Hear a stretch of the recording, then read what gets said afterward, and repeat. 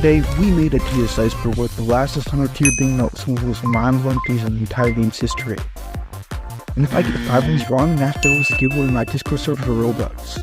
So our first one is going to be about the hardcore testing fail of 2020, where the long-awaited update was a huge flop and ruined the game in so many ways. The hardcore fail of 2020 was one of those infamous and hate-ups to TDS history. This update was highly anticipated, but its launch was plagued by a lack of closure and numerous issues.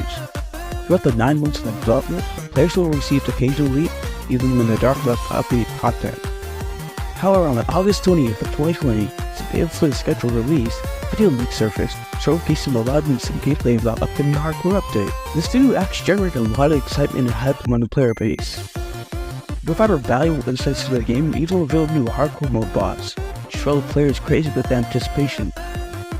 Unfortunately, the update was delayed for another week. And although players were generally understanding, the developers were under pressure to meet the new deadline to avoid backlash from the community. Finally, when the update was released, it coincided with the time when many players were at home and live was for a new and interesting addition to the game. The hype surrounding the update even attracted over 100,000 players to participate in the live event. However, the launch turned into a disaster. The developers did not anticipate such a high influx of players. It took turns for the data to transfer, causing player count to dwindle throughout the day. Furthermore, this update was riddled with the unprecedented amount of bugs. For instance, the exclusive tower called the Holy Doctrine was accessed across server from just one point, rendering it easily accessible for everyone. Additionally, the UI for new maps failed to load properly, and certain towers like the Bladder were unusable and players should not to be faced with enemies. The sheer number of issues combined with the high player influx led to a significant market of the game's history as the worst update ever. Despite the addition of excitement and anticipation, the hardcore fail of 2020 became infamous for its disastrous launch and the multiple bugs that plagued the experience.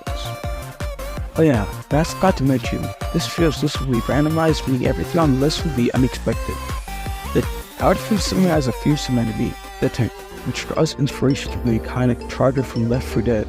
The colossal creature wreaks havoc and hurls massive rock slabs with unparalleled strength. Its hunchback pays homage to its predecessor, slightly its abnormal rod structure. Even the recent enemy's beta edition to TDS remains its historical trait, showcasing the enduring presence of the Tank.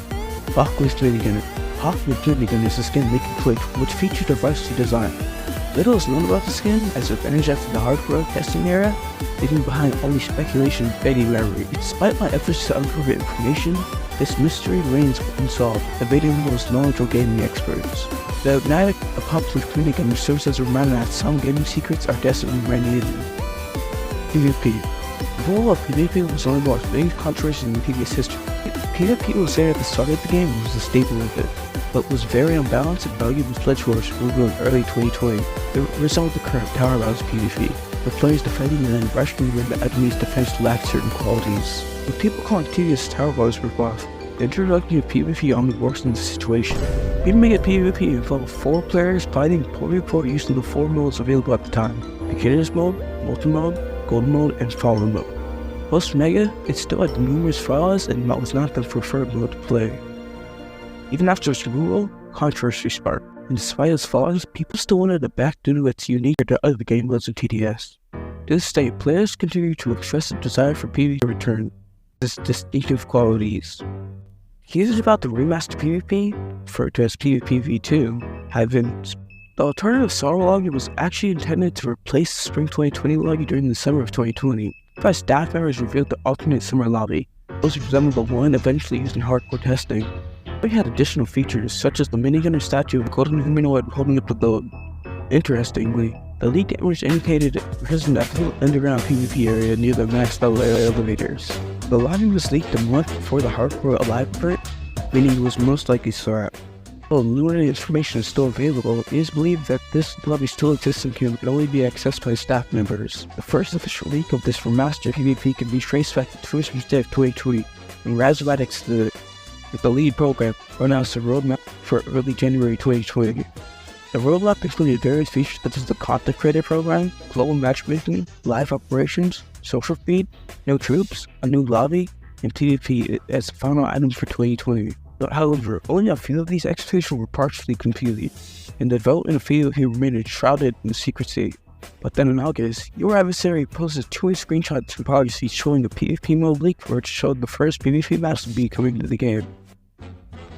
Now, not much was able to be made out of those, so we'll come back to it a little later. Just remember that those are two possible types of PvP enemies. It wasn't until October 15th of 2020, during the Roblox 2021 schematic, that PvP was briefly leaked, showing the numerous elements in a single frame. Another significant leak occurred on March 23rd of 2020 by an exploit channel called quote-unquote Null, revealing the PvP enemies known as the Rage enemies. Now, not much is known about these enemies except that they have a distinct appearance with a thick red outline and custom animations. But at the end, it gives us confirmation for the two things I'm about to drop on you. It showed the Abyss King, aka a possible PvP boss.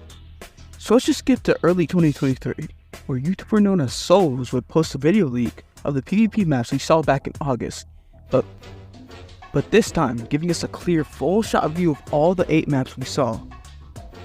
Now let's go back to the progress feed leaks. In the leaks, there are black and white enemies and thick red outline enemies. Now in those progress feed leaks, look into the background of each with these enemies. For example, on the Fracture Zone map, above the tent would be the enemy known as the Charger. We know this because if you were to look in Roblox Studio Toolbox and look for that enemies I'm mentioning, you would notice how the name would be the one I just listed. But when we met those leaks from earlier, looking in the background of almost all of these leaked maps, we could either notice a Charger enemy or an Rage enemy. And knowing that all these maps are for PvP, it's safe to assume that these two types of enemies are somehow connected.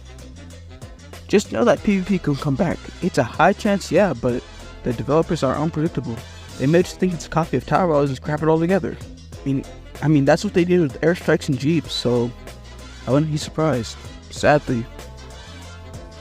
Red Dark Matter Rocketeer. The Red Dark Matter Rocketeer should not be confused with the early levels of the 2020 version of Dark Matter Rocketeer. This distinct version features a red visor that remains unchanged for its later levels. So if you ever wanted to know about it, here's some screenshots.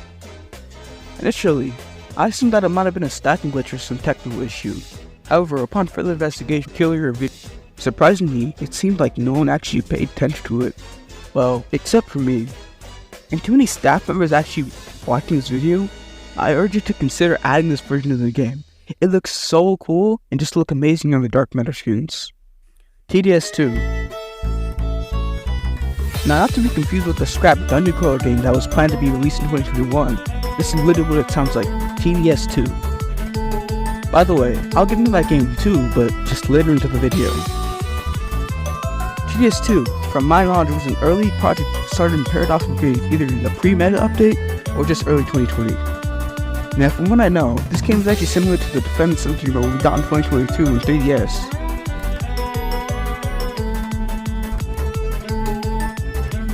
So basically, this game was on a base plate and there would be two quote-unquote game modes to choose from in the game. One would be just spawning around the base and going into it, and the other one would just have enemies rock on like a huge ramp. The enemies will focus on always rocking into the tiny pillar-like structure with a glowing red cube on top of it, which could continuously rotate. The base would have around 100 starting feet and would continue to be revamped over time to have a glowing aura below the cube, which actually looks pretty cool. From what I know, there are either 2 or 3 units that were publicly shown. The ones I'm certain of would be like an army camp and the scout, while the other one I'm not so certain of and would look like a construction worker. Now, not much is known about these ones, but the army camp is one of the most public ones to date. So I'm guessing that the army camp function is similar to, let's say, the military base in the Final Center game mode. Meaning that they would walk around the area until they died or would just go into the abyss and die. Now for the scout, I'm guessing it would function like any enemy in the current TDS game, but would instead walk around and kill any enemy in its vision. And finally, the construction worker unit. From the only video we have of it was just smashing his hammer on the army camp unit. So I'm skeptical, but from what the game shows, I'm guessing that it would build fences around the base to protect you without you actually spending your cash currency, which I'll talk about now. From what I saw in the video, there are 3 currencies: cash currency, coin currency, and diamond currency. The coin currency is obvious, probably used for buying the units that would appear in the game. The diamond currency is interesting, as we haven't seen anything like this in any other trap games made by Paradox and games. I think it would be similar to the hardcore currency in the TDS game known as Gem. Gems are hardcore currency used for buying towers to the engineer accelerator and future towers to come. By the way, they should actually add some exclusive skins available for gems only. But you can only obtain gems from the special hardcore game mode, which is actually playable if you're over your level 50 or at level 50. You can also purchase gems, but it's not as worth it, especially if you can just wait for sales to buy the towers for Robux. But going back to my point, it's a special currency locked to higher level players capable of buying overpowered units. And that's what I think this is. But after April, I didn't see anything else leak from it. It just went silent, and unfortunately it's probably just scrapped by this point. Then again, the Paradox Games staff team doesn't leak anything to us since they dislike the backlash and pressure to push out the updates by the deadline, regardless of whether they're buggy or not. Proven by things like the Frostbite 21 update or Hardcore Live event, sadly. Okay, so it's editor nooks right here. Sadly, when I was recording this, I actually lost an hour of footage because my thing got disconnected. So I'll just have to say that for next week, or just make another part. I don't really know, but yeah, this is really sad. But like, I was talking about reuse enemy skins, Lord Exo, Razorbax's Twitch account, the scrapped 20, the several scrapped Villages Despair maps. Like, there are a ton. You would not believe it. It's actually insane. Stuff like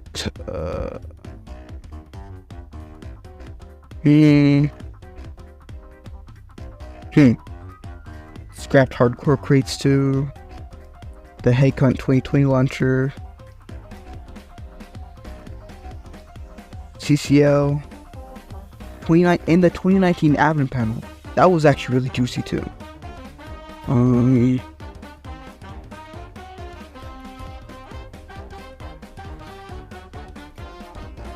yeah, that was it. It was over 200 lines of things to say in the video, but got scrapped for stupid reasons, and I'll just have to include it in the next part. But I really hope you like this one, because it's gonna get better. Like, I mean, I have some juicy stuff coming. I'm not seriously mean it. I found some seriously crazy stuff, like 4 admin towers. 4 admin towers that nobody knew about. Well, technically 3, but 4 in a way. So, you don't want to miss that. But, yeah, be hyped for this. It's just gonna be amazing.